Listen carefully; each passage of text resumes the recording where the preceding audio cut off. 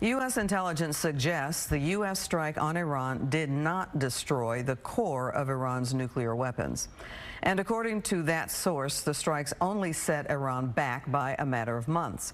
President Trump arrived in the Netherlands ahead of the NATO summit as the truce between Israel and Iran seems to be barely holding on, with strikes shortly after the ceasefire. Both sides accuse the other of violating the ceasefire brokered by the president, but it appears to be back in place. Meantime, some North Texas missionaries have safely returned home from Israel. Fox Source Deion England joins us live with more on how their journey home was filled with uncertainty. Deion. Hi there, Clarice. Well, the group is thankful to be home and reflecting on time spent in a war zone. The hardest part of the whole journey was when we didn't know how we were going to get home or when we were going to get home. We had several people say this could be weeks. A mission trip with an unexpected turn of events. A group of North Texas teenagers with McKinney Christian Academy found itself caught up in the missile fire between Israel and Iran. Honestly, throughout this whole trip, I was very at peace. Our group, I would say overall, was very at peace as well. We did worship every night, and we prayed all together and brought it back to God. 17-year-olds Sadie Blake and Emmy Brasher were roommates on the trip. Sadie's mom, Heidi, was a chaperone.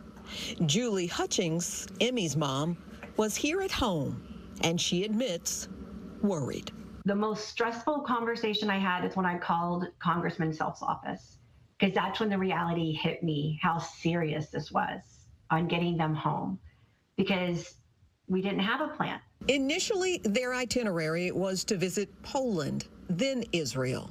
However, something prompted a change. Poland was canceled, and they arrived in Israel 2 days ahead of schedule. Had things gone as planned, the group would have seen the headlines about the bombings and steered clear of the region. This cell phone video is from the bomb shelter at their hotel, 3 stories below ground.